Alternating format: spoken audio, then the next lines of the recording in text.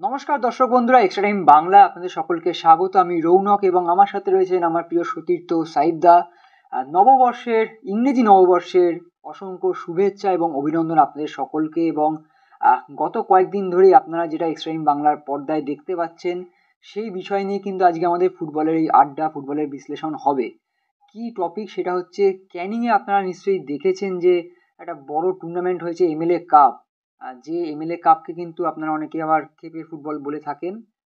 সেই football tournament ঘিরে মানুষের যে উত্তেজনা, যে উন্মাদনা আমরা দেখতে পেয়েছি, আমাদের প্রতিনিধি অরিত্র সেখানে উপস্থিত ছিলেন, আপনাদের জন্য তুলে ধরেছে সেই গ্যালারির দৃশ্য। যে গ্যালারির দৃশ্য কিন্তু সাধারণত আমরা কলকাতা ডার্বিতে দেখতে পাই, বড় ম্যাচে দেখতে পাই, মোহামেডানের সাথে যখন ইস্ট বেঙ্গল মোহনবাগান খেলায় তখন দেখতে পাই।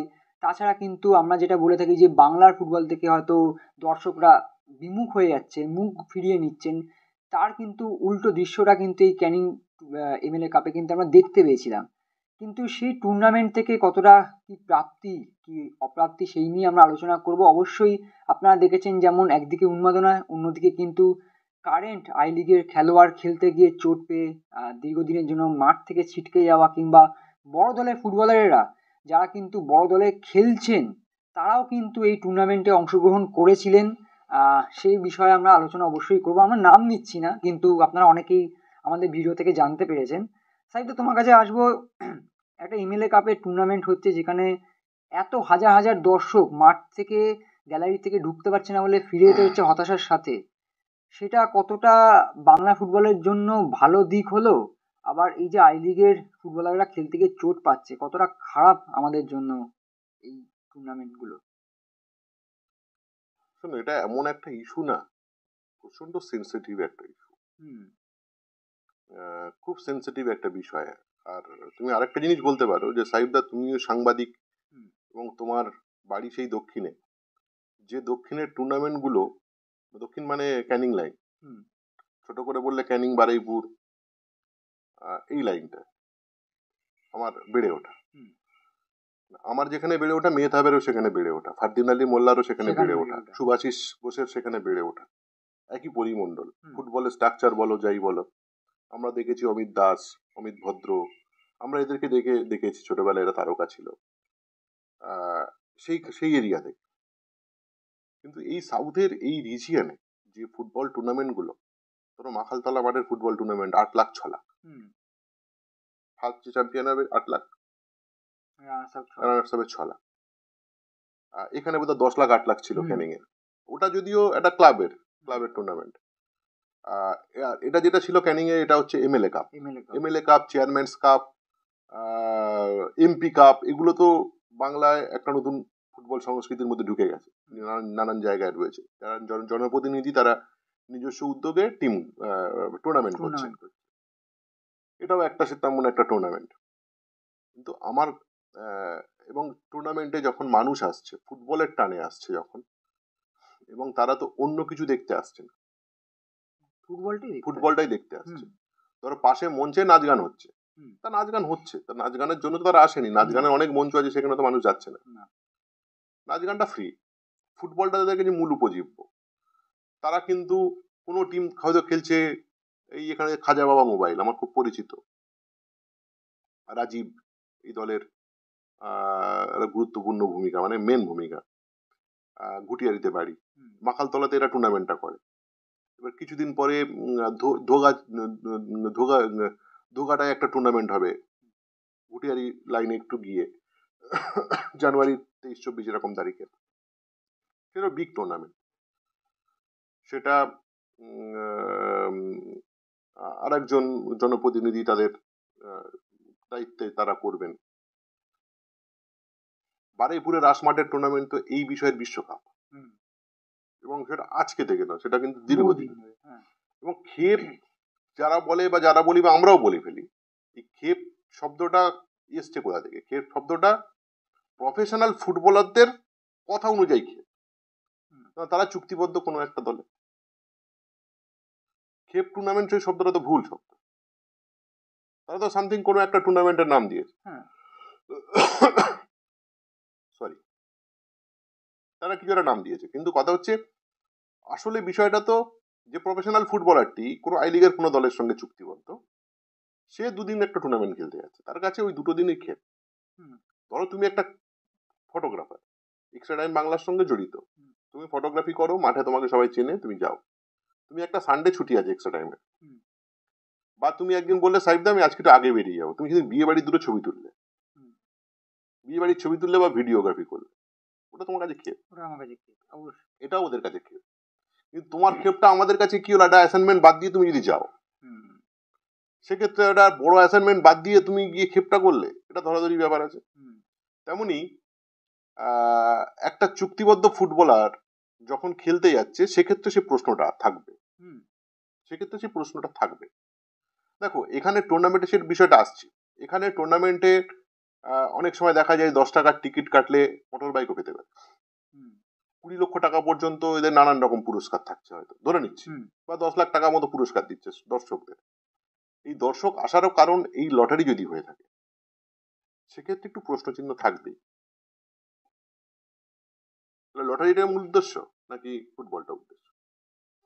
ছোট ছোট জুয়ার বোর্ড চলছে কিনা, সেগুলো কিন্তু তোমার ভাবতে হবে। তারপর আমি সার্টিফিকেট দেব যে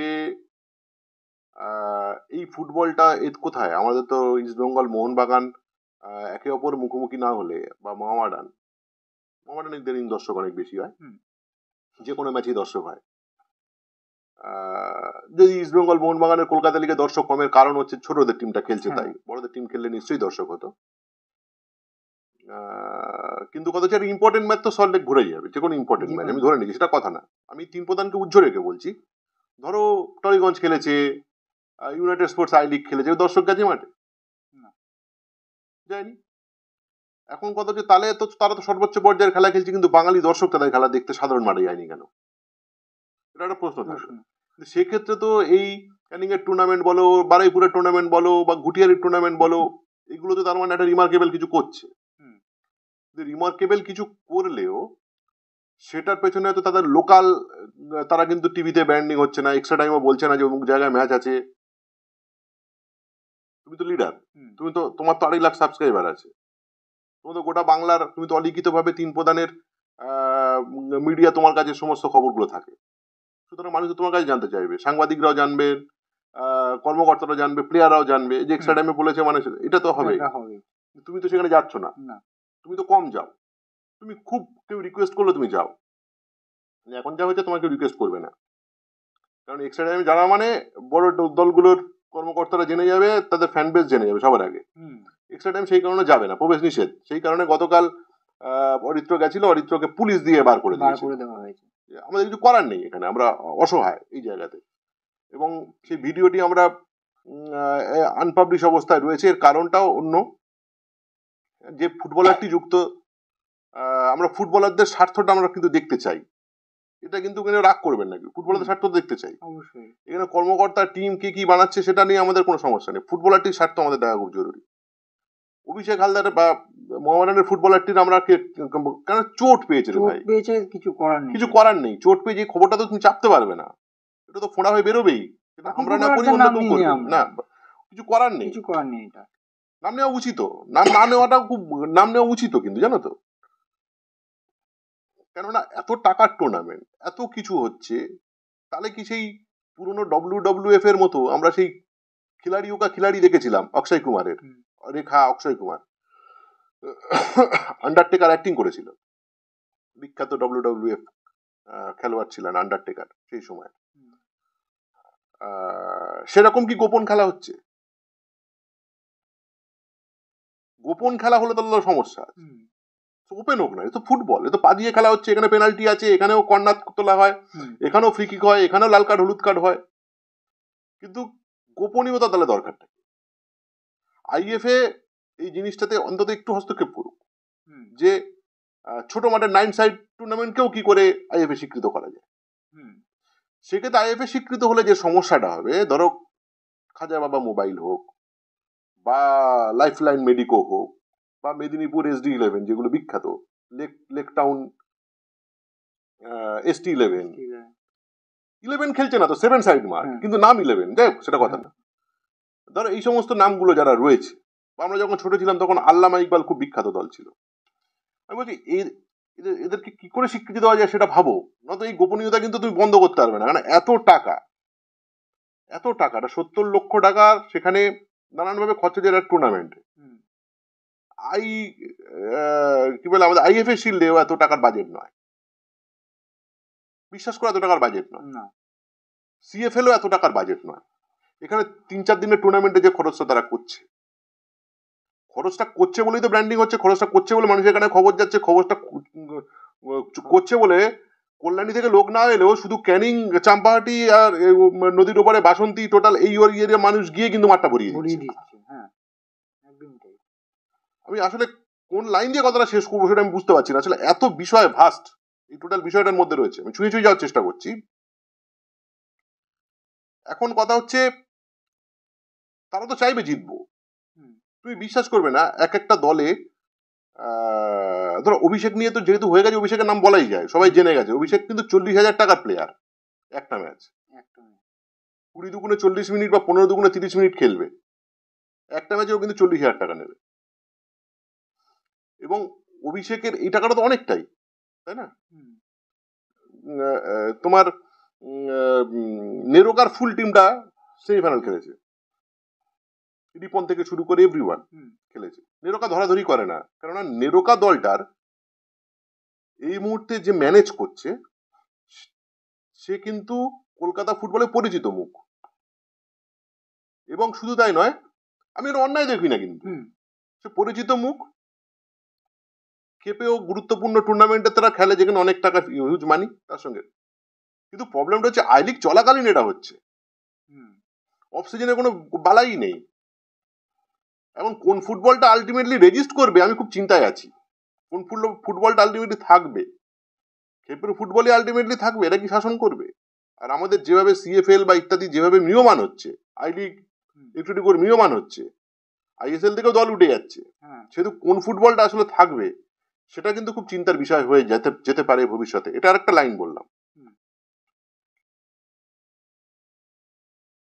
অভিষেক হালদারকে নিয়ে যদি কথা হচ্ছে, আমি একটা কথা বলি বন্ধুরা, আপনাদের খেপের মাঠে যান, অনেকে খেলা দেখেন, খুশি হন, আমরাও দেখেছি, ছোটবেলা থেকে দেখেছি।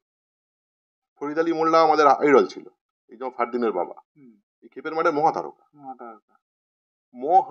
এর মধ্যে কোনো মিথ্যে কথা নেই, মহাতারকা। বড় মাঠে বাইচুংকে যেমন দেখেছো, 7 সাইড মাঠে ও তেমনই ফুটবল। মাইক ওকোরোকে যেমন দেখেছো বড় মাঠে, ও 7 সাইড মাঠে ওই মানের ফুটবলার। ওটা বা ওকে নিয়ে ওকে ভয় পেত, এমন মানের ফুটবলার, সেটা কথা না। এখন অভিষেক হালদার তাই। তুমি তার স্টারডমকে অস্বীকার করতে পারবে না? যে মাঠে হোক তুমি তার স্টারডমকে অস্বীকার করতে, তার পায়ের স্কিলটাকে অস্বীকার করতে পারবে? কিন্তু কথা সে খেলছে কখন? সে খেলছে মোহামেডান স্পোর্টিং যখন আই লিগ চ্যাম্পিয়নশিপ খেলছে। সে কি নিয়মিত নামছে মোহামেডানে? না, মোহামেডানে নিয়মিত নামা প্লেয়ার নয়, তারও এই দাম। তাহলে নিয়মিত কি দাম হতে পারে? ধরে নিচ্ছি ঠিক আছে নিয়মিত নয়, অভিষেক হালদার গুড প্লেয়ার, কিন্তু তার শুরুটা করেছিল পুনে FC থেকে, একাডেমি থেকে পুনে FC, সেখান থেকে পুনে FC থেকে হায়দ্রাবাদ FC, হায়দ্রাবাদ থেকে নামতে নামতে সে এসছে মোহামেডানে। আমি নামতে বলছি না, ঠিক আছে একটা জায়গা আছে, কিন্তু ওর তো গ্রাফটা ডাউন। বাঙালি ফুটবলার নেই, বাঙালি ফুটবলার কোথায়? আজকে অভিষেক হালদারের চুক্তি হওয়ার কথা ছিল জামশেদপুর FCর সঙ্গে, আজকের দিনে এই 1 জানুয়ারি। আজকে ছেলেটি নিজের ফুটবল লাইফ নিয়ে কলকাতার বাইপাসের ধারে একটি হাসপাতালে পাঞ্জা লড়ছে, ফুটবল লাইফটা থাকবে কি থাকবে না। প্রশ্নটা এখানেই করা উচিত। দীপেন্দু বিশ্বাস কদিন আগে একটা বাইটে বললো না যে ISL অফার ছিল, অফারটা আমি বলে দিলাম। জামশেদপুর FC মোহামেডান থেকে লোনে চেয়েছিল প্লেয়ারটিকে। দে আর সাফারিং ইন মিডফিল্ড, তারা চাইছিল অভিষেক হালদারকে নিতে। অভিষেক হালদারের পায়ে চোট, অনেকগুলো প্রশ্ন আছে। অভিষেক হালদার চোট পেয়েছে, কোথাও 1 বছর হয়তো খেলতে পারবে না। ও যে ইন্স্যুরেন্সের টাকাটা ভরেছে কিন্তু মোহামেডান স্পোর্টিং। আজকে ক্যানিং এ যারা টুর্নামেন্ট করেছে তারা 50,000 টাকা দিয়েছে, দিস ইজ দেখানো। 50,000 টাকার অপারেশন নাকি ওটা? 50,000 টাকা তো তোমার 5 দিনে খরচা হবে। পা 3 টুকরো হয়ে গেছে। শঙ্করলাল চক্রবর্তীর যে অ্যাক্সিডেন্ট হয়েছিল, সেই অ্যাক্সিডেন্ট হয়েছে। আমাদের ভিডিও ধরা পড়েছে তো, সেই অ্যাক্সিডেন্ট হয়েছে, ওর পাটা লুজ ছিল, ম্যাচ তো শুরু হয়েছে তো পাটা লুজ ছিল। কখন কি হয়, football body contact game, everything is possible. হ্যাঁ, সেটা আইডিয়াল হতে পারে, কিন্তু হতে পারে, কিন্তু কথা হচ্ছে ছেলেটা আজকে জামশেদপুর এফসি তে সই করার কথা ছিল, রিলিজে চলে যাবে মোহামেডান থেকে, মোহামেডান স্পোর্টিং সেটা স্বীকার করে নিয়েছিল, না কোনো প্রবলেম নেই। এবং মোহামেডান স্পোর্টিং আবার যখন আইএসএল যদি যাবে, যদি মে মাসে যায়, তো আবার ব্যাক করবে, কারণ এই উইন্ডোটাকে সে ব্যবহার করতে চেয়েছিল। এবার বলুন ক্ষতিটা কোন জায়গায় হচ্ছে, আপনারা ঠিক করুন। কিন্তু আমি কোথাও বলছি না, বলতে চাইও না, আমরা কোথাও বলতে চাই না যে পলাশ কর্মকার সুপারস্টার নয়, সুপারস্টার মেগাস্টার মনে করি। শফিক আলী গায়েন ইজ মেগাস্টার, আমি একদম মনে করি না। আমাদের দেখো বাংলার ফুটবলে ইস্টবেঙ্গল, মোহনবাগান, মোহামেডানে তো বাঙালি ফুটবলার সুযোগই পায় না, তো তারা নিজেদেরকে এক্সপোজ করবে, বাঙালি প্রতিবারে এক্সপোজ করবে কোথায়? এক্সপোজ করার তো জায়গা অবশ্যই, এই জায়গাগুলো তো অবশ্যই জায়গা, কিন্তু কথা হচ্ছে সেই জায়গাটাই কি আলটিমেট? সেই জায়গাটা তো আলটিমেট হতে পারে না। তাহলে তো আমাদের তিন প্রধানের অস্তিত্ব, আমাদের 100 বছরের ফুটবলের অস্তিত্ব মিথ্যে হয়ে যাবে, পুরোটাই মিথ্যে হয়ে যাবে। এক্সট্রা টাইমে ধরা পড়লে সেটা ছইছপ্পর হয়ে যাচ্ছে দুনিয়া জুড়ে, যে বাকি প্রধানগুলো তারা নড়ে চড়ে বসে তার কোন প্লেয়ার খেলতে যাচ্ছে কিনা। কিন্তু অজস্র ভিউ নিয়ে তো অনেক ইউটিউব চ্যানেল অজস্র রয়েছে, তারা তো এইসব ম্যাচগুলো লাইভ দেখাচ্ছে বা গ্লোরিফাই করে দেখাচ্ছে, কেউ এই মাঠগুলোকে গ্লোরিফাই করে দেখাচ্ছে, সেক্ষেত্রে ধরা পড়ছে না কেন? প্রচুর ভিউ আসে। তারা কি এই টুর্নামেন্ট গুলোর সঙ্গে কন্ট্রাক্টেড? আমি জানি না, কানেক্টেড তো বটেই, কন্ট্রাক্টেড কে আমি সেটা জিজ্ঞেস করছি, আমি জানতে চাইছি, আমি জানি না। আমরা যদি ভিডিও তুলি, ইস্ট বেঙ্গলের কোনো একটি ফুটবলারকে ধরা পড়ে যাবে, তারাও তো ভিডিওই তুলছে, তারাও তো সোশ্যাল মিডিয়াতে দিচ্ছে, ধরা পড়ছে না? মানে ওভারলুক করে যাচ্ছে মানুষ। মানে আমাদেরটা দেখলে তারা কি ইস্ট বেঙ্গল মোহনবাগানের অ্যাঙ্গেলে দেখছে, আর ওদেরটা দেখলে বা খেপের মাঠের অনেক ভিড়, অনেক গোল, এক গোলের দাম 10 লাখ, আমি বুঝতে পারছি না এই টাকাটা কি ফারাক হচ্ছে। তারা কি দিনের শেষে ইস্ট বেঙ্গল, মোহনবাগান, মোহামেডানের সাপোর্টার নয়? তারা কি আলটিমেটলি বাংলার ফুটবলটা কোথায় থেকে শুরুটা হচ্ছে তারা কি জানে না? আলটিমেটলি কলকাতা লিগ খেলতে হবে, তাই তোমার খেপের মাঠে দাম। আলটিমেটলি তুমি যেটা ভালো টিমে খেলো, তাই তুমি এখানে 40,000 পাবে বা 50,000 পাবে এক ম্যাচে। তো তোমার জানতে হবে, তোমার প্রশ্নটা করতে হবে, সেটা কিভাবে হবে? আমি টোটাল ভিড়টাকে, এই উত্তেজনাকে, মানুষ ঢুকতে না পেরে গেট বন্ধ করে দিচ্ছে অর্গানাইজাররা, এটাকে আমি স্বাগত জানাচ্ছি। হ্যাঁ, এটাই বাংলার ফুটবলের মুখ, এটাই ভিউ পয়েন্ট। কিন্তু এই ভিউ পয়েন্ট কি আলটিমেট সত্যি? আমাদের দক্ষিণের কথা বলছিলাম না, আমি বেড়ে উঠেছি ওখানে। দক্ষিণে ক্যানিং লাইন বলো বা আমাদের ওই লাইনে বলো, ইস্টবেঙ্গল, মোহনবাগান, মোহামেডানের খেলায় যে লোক আসে না তা না, আসে, খেলা তারাও আসে, কিন্তু কথা তারা ছুটি নিয়ে এই খেপের মাঠে বসে থাকে। অনেক মানুষ আছে তারা এই খেলাই দেখে, ওরাই তারকা, তাদের যে তারকাকে ছোঁয়া যায়। এখন একটা কথা হচ্ছে, সাউথে যারা জনপ্রতিনিধি আছেন, এমএলএ এমপি হতে পারেন বা কাউন্সিলর বা চেয়ারম্যান হতে পারেন, এদের পাশে না একটা নবাব ভরছাছ নেই বা এরকম কেউ নেই। আমি কেন বলছি শোনো, এই কথাটা খুব মন দিয়ে শুনবেন, যদি কোনো জনপ্রতিনিধি শুনে থাকেন। সেটা হচ্ছে, ধরো পার্থদা নৈহাটি, তিনি তো মন্ত্রী, তার আগে তো এমএলএ।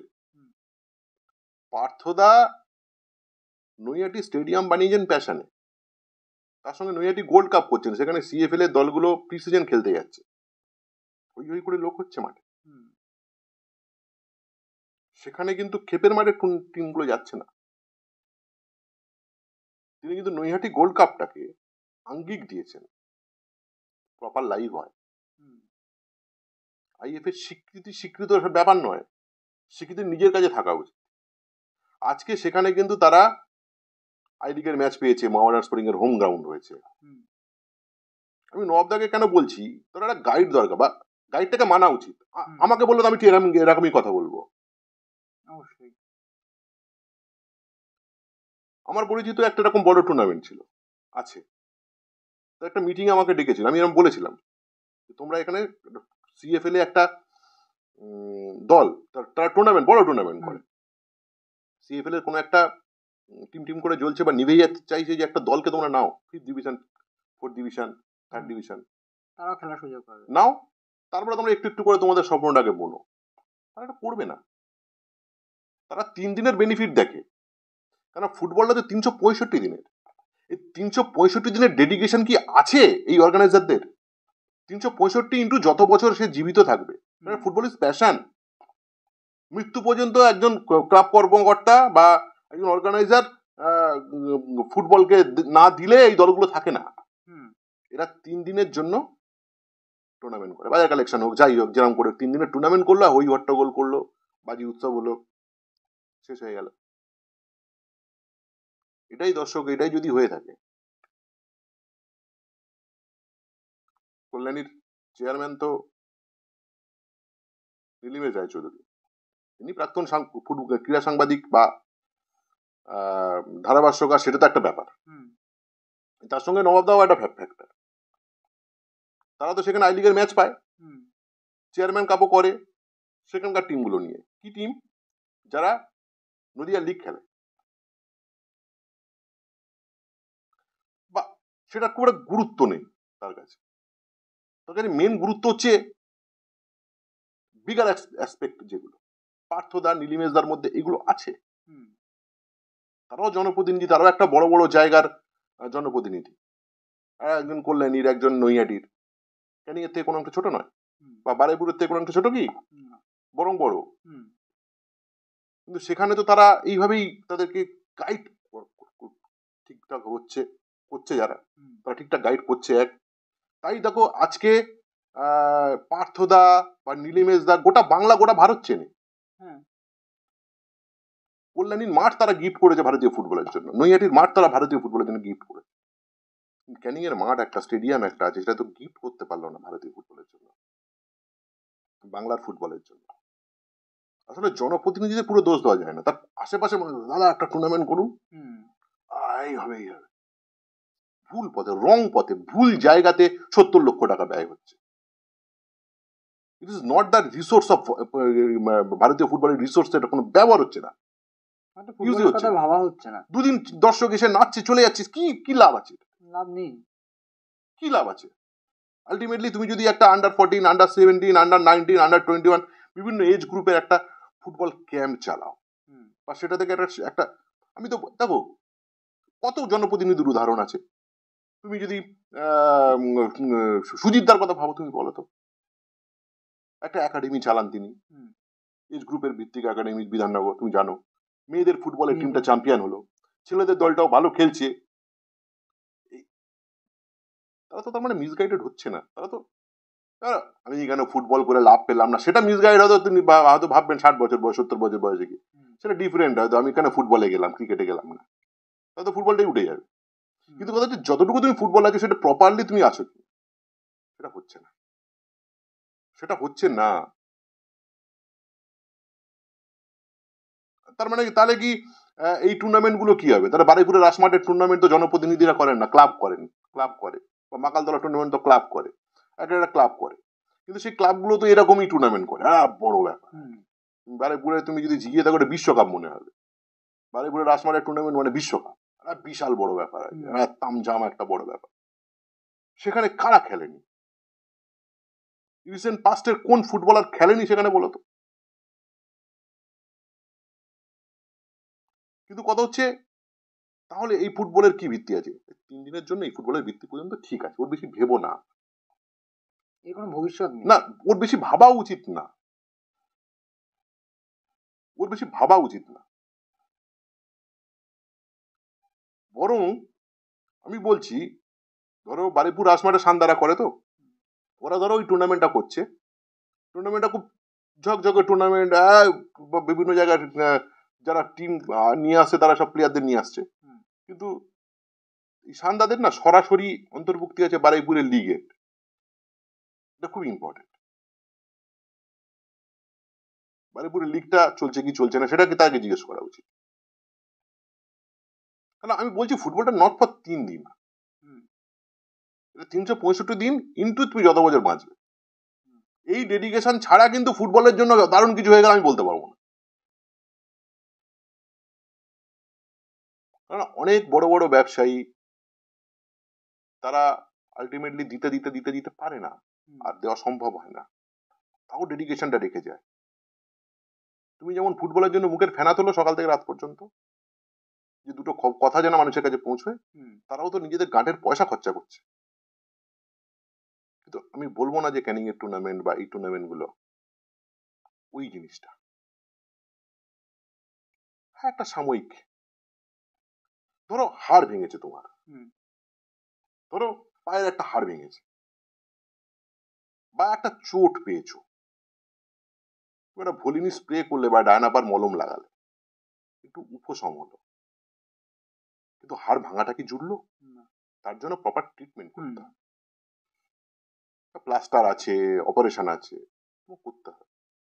ডায়নাপার মলম মুভ লাগিয়ে তো তোমার চলবে না, মুভ মানে যদিও চলা, চলবে না, এইটুকুই বলা। একদমই তাই। আর যদি পদ যদি বলো, পদ হচ্ছে যারা এই 70 লাখের টুর্নামেন্ট বা 50 লাখের টুর্নামেন্ট করছেন, কলকাতায় টেন্ট আছে, ফুটবল টিম আছে, কিন্তু টিফিন দিতে পারে না।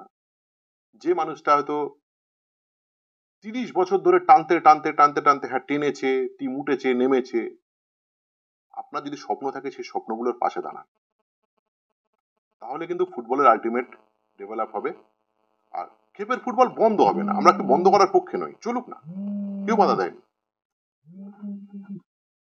কেউ বাধা দেয়নি, কিন্তু কথা হচ্ছে মূল এনার্জিটা যদি পুরোটাই যদি এর পেছনে চলে যায়, তাহলে আলটিমেটলি ফুটবলের কিছু লাভ হবে। একদমই তাই। এবং শুধু অর্গানাইজেশন, বাংলার ফুটবলের ভবিষ্যৎ কি, এইসবের পাশাপাশি কিন্তু ফুটবলারদের কথাও কিন্তু আমরা বলি, এবং অনেক ফুটবলারও কিন্তু এই ভিডিওগুলি অবশ্যই দেখেন, তাদের কাছেও কিন্তু একটা না আর একটা জিনিস কি জানো তো, মানে বলতেও খারাপ লাগে, আসলে ফুটবলে তো কিছু করারও তো নেই। অবশ্যই আমি অভিষেকের কথা বলছি না, এই নিয়ে আমরা আগেও আই লিগে যে টিমগুলো, ধরো ম্যাক্সিমাম টিম আই লিগের বলছি, পেমেন্টের অবস্থা, কলকাতা লিগে অধিকাংশ দলে ঠিকঠাক পেমেন্ট দেয় না। কলকাতা লিগে ম্যান অফ দ্য ম্যাচ 2000 টাকা, 2000 টাকা। এই যে যারা প্রিমিয়ার লিগ খেলছে, 3 মাসের 4 মাসের চুক্তি, একটা প্লেয়ার 6 মাস কি করবে, আর বাকি 8 মাস কি করবে, আর বাকি 8 মাস আর কি করবে। আর এই 4 মাসের চুক্তির 1 মাস থেকে 1.5 মাসের 2 মাসের টাকা দেয়, 2 মাস বলে মুকুব করে দে, ছেড়ে দে, পাচ্ছি না টানতে। তাহলে সেই ছেলেটা কি করবে? তাকে তো সংসার টানতে হবে, তাকে তো সংসার টানতে হবে। কিন্তু মামাডান খেলছে একটা ছেলে, সেটা ভাবা উচিত, অবশ্যই ভাবা উচিত। বা ইস্ট বেঙ্গলের কোনো ছেলে যদি খেলে থাকে, সে কেন খেলতে যাচ্ছে, ইস্ট বেঙ্গল থেকে কি টাকা পাচ্ছে ঠিকঠাক, সে প্রশ্ন করা উচিত, সমস্ত প্রশ্ন রাখা উচিত। এই সবকিছু ওই ডানাপার মলম লাগিয়ে দিলাম, দিয়ে যা ব্যথা সেরে গেছে বলে চলে আসলে হবে না। রোগ অনেক গভীরে, ক্ষত অনেক বেশি। সেই ক্ষত সারাতে গেলে কিন্তু তোমাকে আগে ঠিকঠাক রকম ভাবে তোমার রোগটাকে বুঝতে হবে, যে সেটা কতটা গভীর আর কোথায় সমস্যা। অবশ্যই রোগ না বুঝতে পারলে ওষুধও কিভাবে কাজ করবে। ফুটবল কি আর মানে বাঙালিদের কাছে কি আর প্রফেশন আছে? যেটুকু প্রফেশন ওই ক্ষেপের মাঠে, যাকে সবাই চায় দলগুলো, সেই একমাত্র ক্ষেপের মাঠে করে খেতে পারে। আমি সেই কারণে শফিক বলো বা পলাশ বলো, যারা সুপারস্টার, তারা পথ দেখাচ্ছে, দেখাক।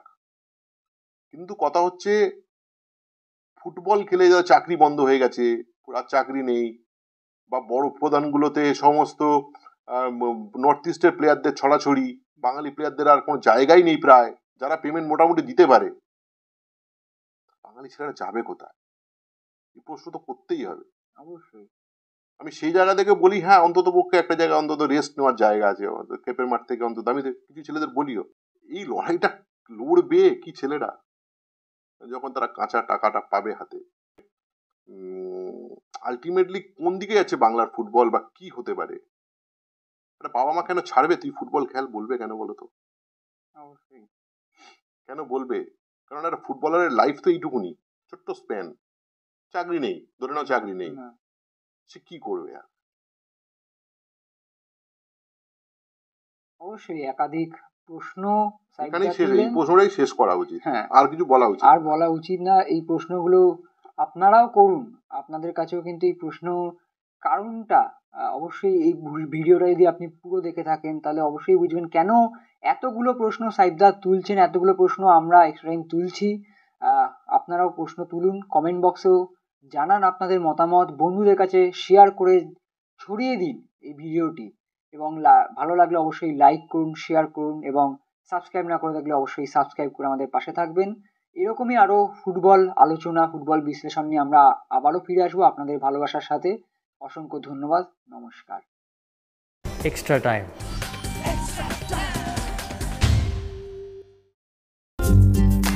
লেটেস্ট নিউজ আর এক্সক্লুসিভ ভিডিওর সঙ্গে আপডেট থাকতে এখনই সাবস্ক্রাইব করুন আমাদের ইউটিউব চ্যানেল। বেল আইকনে ক্লিক করতে ভুলবেন না যেন।